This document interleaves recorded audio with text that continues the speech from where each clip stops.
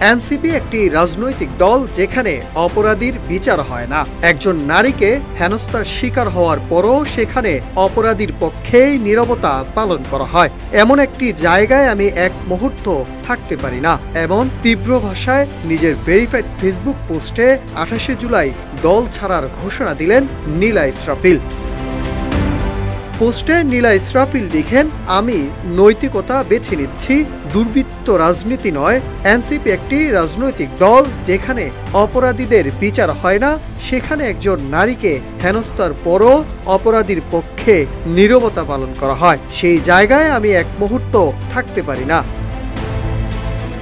তিনি আরো বলেন, একজন নারীকে অপমান, নিপীড়ন ও সামাজিকভাবে ধ্বংসের চেষ্টা যে ব্যক্তি করেছে তার বিরুদ্ধে যখন কোনো শাস্তিমূলক পদক্ষেপ নেওয়া হয় না, বরং সে দলীয় ছত্রছায়ায় বুক ফুলিয়ে ঘুরে বেড়ায়, সে দল আর কোনো মতাদর্শ বা ন্যায় বিচারের প্রতিনিধিত্ব করে না।